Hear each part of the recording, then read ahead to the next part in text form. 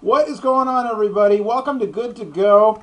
I am Noah Kravitz. I'm going to take a break from watching March Madness on my mobile device here.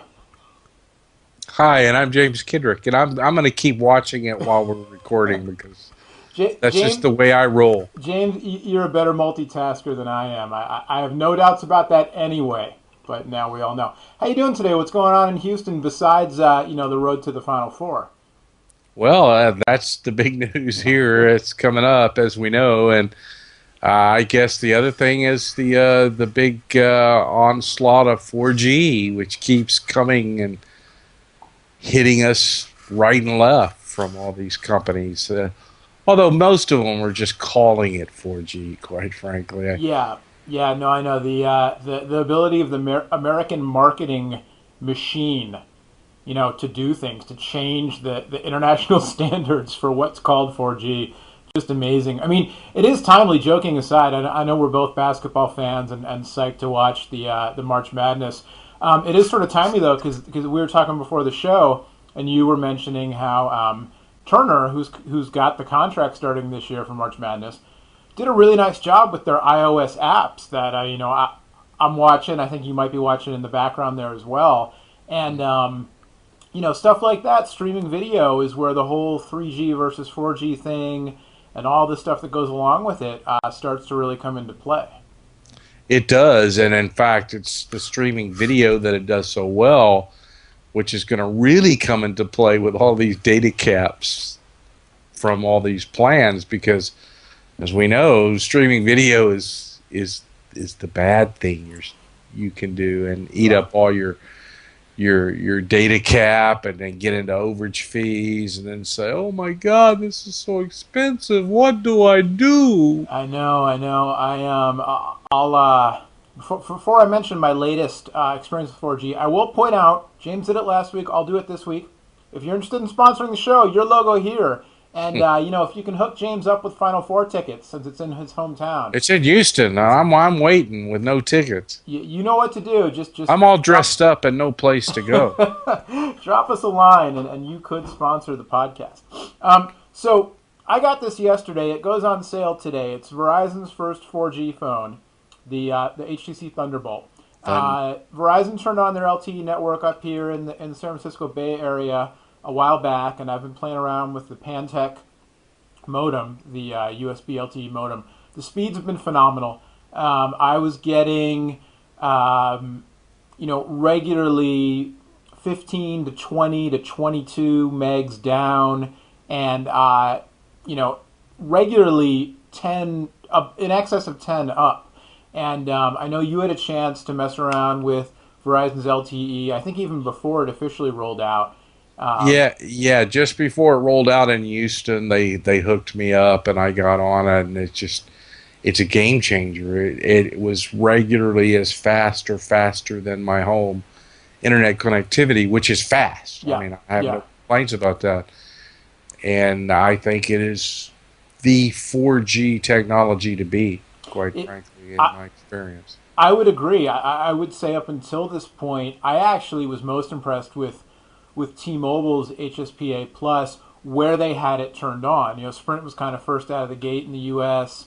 Metro PCS first out of the gate with an LTE phone To before Verizon. AT&T now, it's almost like just to kind of to throw their hat in the marketing ring. They've got they're calling it 4G. I did a write up yesterday, the Thunderbolt versus the HTC Inspire 4G phone for AT&T. No contest. I did some testing in tethering mode because the speed test app doesn't work on Thunderbolt. Thunderbolt's too fast for it.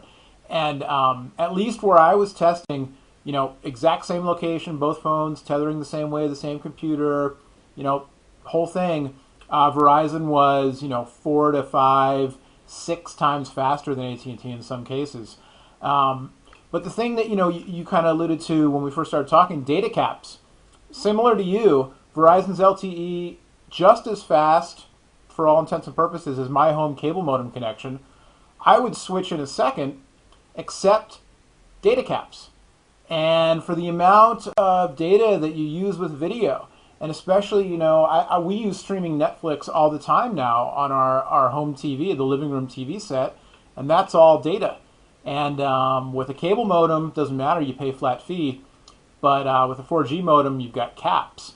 This Thunderbolt for Verizon, $30 a month, standard smartphone plan, unlimited LTE on the phone, extra 20 a month, you get 2 gigs of mobile hotspot service. And probably that unlimited part in the phone is going to change, before It maybe will. September. Yeah, yeah. It will. They've all said they're going to metered plans with LTE speeds for sure. So James, in your estimation, taking all that into account and your experiences with the different providers you've used, what would you say to somebody? Let's say you had a kind of average consumer, and then also somebody more of a business person who travel a lot, or just somebody who used the device, more than average, on the go.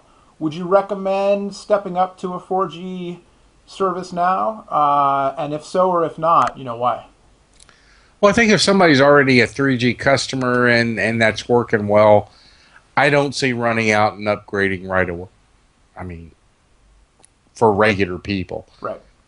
Eventually, yeah, you're probably going to want to because I think, in my experience, the real upside to the Verizon 4G was the consistency of the connectivity as opposed to I'm also a Sprint 4G WiMAX customer, and it works well, when you've got coverage, but the LTE network is just consistent. I mean, it's just it never fails. And another thing along those lines, because of the differences in technology of the LTE versus the others, the Verizon LTE suffers no signal degradation indoors. Right. That's a great point. Anywhere, they all the others do. In Yep. my experience, No, you great go point. inside, your bars drop, Yeah. and that means your speed drops. LTE does not. I was. It's ironic for being somebody who's covered mobile for a while that the office I work at is in a known sort of sketchy cell phone reception area, and when I first got a WiMAX device, I was finding that literally moving it from my desk 2 feet to holding it slightly out the window next to my desk could make all the difference in the world. That's the line of sight stuff, the business stuff, or the building penetration rather. It's for real. And I've had the same thing with LTE. Not really a factor for me anyway so far.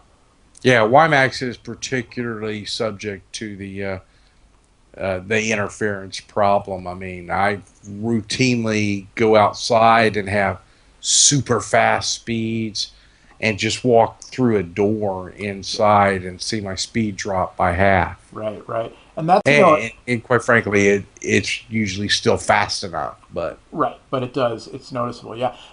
Talk you over the past several days about Sprint looking into a move to LTE, at some point down the road. I mean, it really seems like, all roads are kind of moving in that direction. T-Mobile kind of has their longer term plan to just keep bumping up the HSPA plus capacity faster and faster. But, you think eventually it's all going LTE? well, that seems to be the technology to beat. I mean, it's rolling out now. It's solid, so it's certainly a big competing factor for these others. I don't know what they will do, but I suspect, yeah, a lot of them are going to go LTE. And it's particularly important, too, because it's going to have, as we saw in the Zoom, although it wasn't activated, and probably on your Thunderbolt there, I mean, they use a SIM card Yeah. for the LTE service, so that opens up a lot. Right, right, right. Yep. So And you mentioned the data caps, and the data caps are interesting because they're a big deal, but for most kind of mobile use, the things you're used to doing, the web, email, instant messaging of various sorts, even, uploading and downloading work documents, unless you're getting into lots of multimedia use, lots of streaming video, uploading video, like folks like us have to do for our work, you're probably not going to hit those data caps in a lot of places.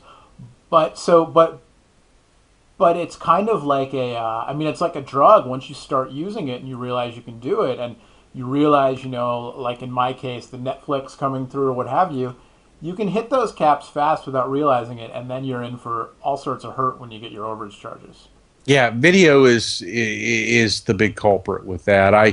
I've been using mobile broadband for years, and I do not exceed my monthly limits, even though I use it heavily, Yeah. doing regular stuff. But video's a different matter.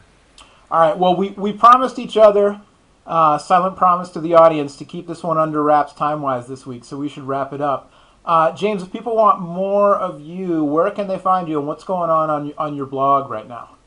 I'm at the mobile news blog on ZDNet, and right now the hot topic is typically tablets because of the iPad 2 launch. It's on everybody's mind. Should I get this, or is this one a good competitor? I mean, Yep. I mean, that's where all of the action is right now. That's where the action is, and we'll go where the action takes us, and find time to talk about the other relevant things as we see them. All right. Well, till next time, from Oakland, California, saying go Hoyas.